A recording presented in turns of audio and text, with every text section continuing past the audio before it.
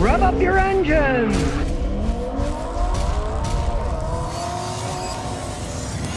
We're going to talk about this Jeep Wrangler, a real Jeep, made in the United States, not some Italian piece of junk disguised as a Jeep. Now, for you Jeep fans, you can say, of course, it's not directly related to the Jeeps, because first Willie made Jeeps, then they made the civilian Jeep, but you can tell, it looks just like the regular CJs did, with one exception. It's got 4 doors, so it's much handier, and it has doors. This has the best of both worlds, because if you want, you can take everything apart. There's a soft top under there. You can have a soft top. You can do whatever you want. He only did that once. He likes it all enclosed because he lives in New York State. You can see, there's the top if you want to take that stuff off. There's an awful lot of room in one of these. Now, this is a 2016, and it does have something that most people generally don't like. Fiat Chrysler deal, but realize this. It's 2016. Fiat hadn't ruined them yet. Fiat ruined a lot of things as time went on, but they didn't ruin this one yet. It's kind of like Nissan. Renault bought Nissan 2000, but they didn't really destroy the company till 7, 8, 9 years later. It took them a while to tear it apart, right? In this case, as far as I'm concerned, this is one of the better engines in them for 2 reasons. It's a V6, got a lot of torque to it. Now, the old straight 6 Jeep engines, they could last a long time, and they had a little bit of zip to them, but man, those suckers were gas hogs. Absolute gas hogs. He can get 21 on the highway on this. If it was a 6-cylinder one, you could drop it down 8 or 10 miles a gallon, generally less. Pretty much gas hogs. It could run a long time. And on the other hand, if you've ever driven any of the Jeeps that they threw the V8 engines in, okay, they had too much power. Spinning them over, wrapping them around trees. They were originally made with a little bitty 4-cylinder engine. It's got plenty enough power, but it's not insane like a V8 engine would be. I know there's nuts out there that are throwing 700 horsepower Hemis in these things, but they're out of their minds. You can't control it. They're not made for that much power. This has got plenty of power, decent gas mileage, and he hasn't had a lick of problems with it. 76,000 miles. Now, for true disclosure, he brought me a list of the stuff that he had to fix on it so far since 2016. He paid 40 grand for it. He bought a Mopar issued lifetime warranty for 2,400 bucks. I don't know if I ever trust anything lifetime, but he's got everything he needed fixed for free so far. Well, $100 deductible. Get the front axle seal replaced at $54,000.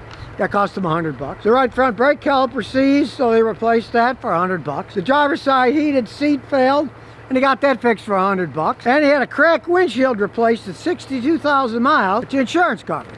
Now, you know, a car that old, they're not going to fix it for free unless you have a long warranty. So he really can't complain. His warranty is paying off. I'm surprised that they gave unlimited mileage lifetime warranty. Now, I suppose they probably don't do that anymore. If you can get something like that for that price, how can you argue? Other than you hope they stay in business. That's the only thing you got to worry about. Because I had a customer in Houston who had an Alfa Romeo, and she bought one of those, right? And she calls me up. This was 3 years old, and I said, well, it needs all this work done. She says, well, call this number. I called the number. This number no longer exists, so the warranty didn't exist anymore either. He added the front and the wind. Believe it or not, as nice as this thing looks, he's driven it 3 times to Moab. I was just in Moab, right? I took a plane and then rented a car. I didn't even drive it in a regular car. He drove it the whole way there, and he said it was surprisingly comfortable going on a highway 70, 80 miles an hour. I would have liked to have seen him driving all around those dirt roads that go down into the arroyos, because it would have been a great comparison to the guy that I met there who was just coming up out of the bottom of a giant ravine in his BMW SUV loaded with his wife's clothes hanging in the back, and she comes out and says, I'm never doing this again with our BMW. And he's smiling his head off. He said, I was just worried it was going to rain and we were going to slide off because I don't have off-road tires on my BMW. Well, see, this thing has off-road tires, so he really didn't have to worry about that. And if you wonder if it's a real Jeep, well, yes, the windshield flips down too if you really want to go through the trouble. Now he lives in New York. He uses it in the winter, and what do we see? We don't see any rust. They're built a lot better than the original Jeeps.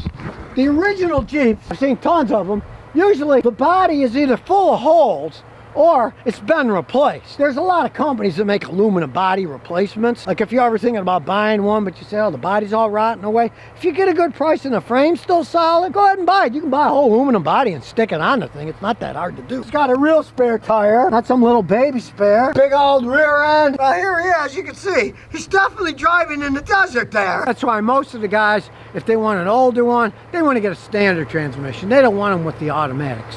But this thing, you're not gonna get stuck in the sand or the snow or the mud or whatever. Now, as we go inside, got a nice black and chrome interior. Start her up. Now, he added this. Didn't come with that. You can add things to your heart's content. There's tons of aftermarket for these things. And as you can see, a lot of room in the back seat. And being a Jeep, got a lot of room here to throw crap too if you want. But of course, the main thing is having fun driving it around, so we're gonna take it for a spin. Cool, I can see my own garage. But now it's backing up, we can see backwards. Now, seeing that it's a Jeep, it's way high up in the air. We'll go flying over this thing. We certainly don't need to slow down for that. And for a Jeep, I gotta say, it's pretty quiet, doesn't do too much rattling. And as we hit these bumps, it really takes them smooth.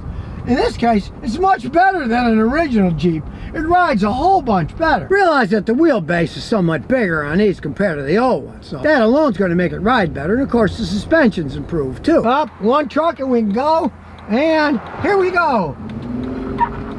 Hey, this thing's got horsepower.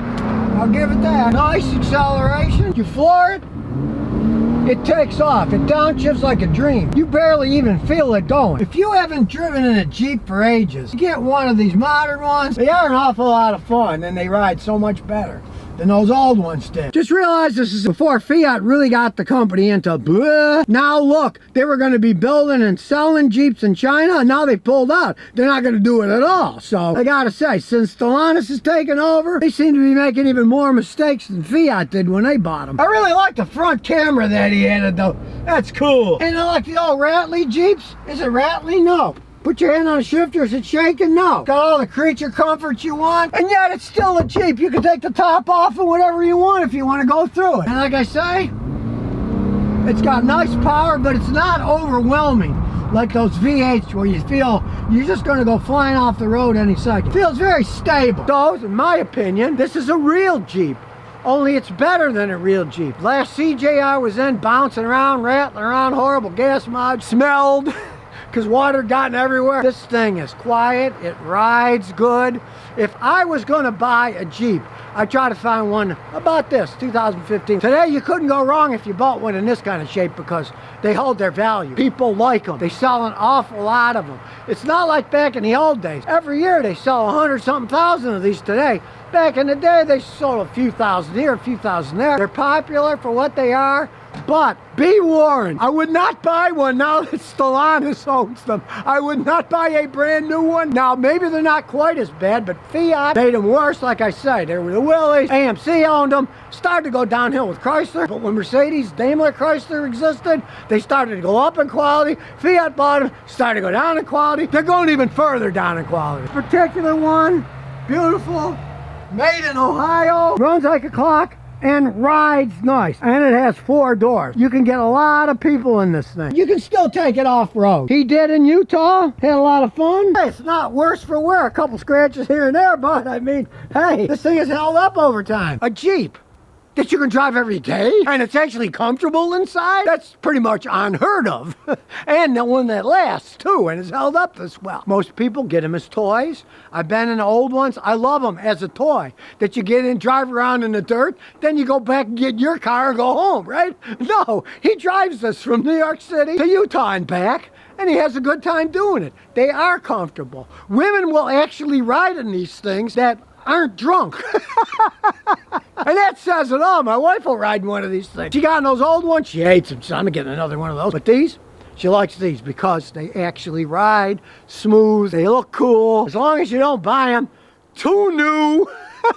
The Italians and the French have ruined them, or starting to ruin them. Look, they had to pull out of China. They're not selling them in China. They were going to make them and sell them. They pulled out of the whole deal. So they'll tell you, the new ones, if they're still making them like this, I guarantee you the Chinese would be making them and they'd be driving them all over the place. You're going to get one? Think 2015 or so. So if you never want to miss another one of my new car repair videos, remember to ring that bell.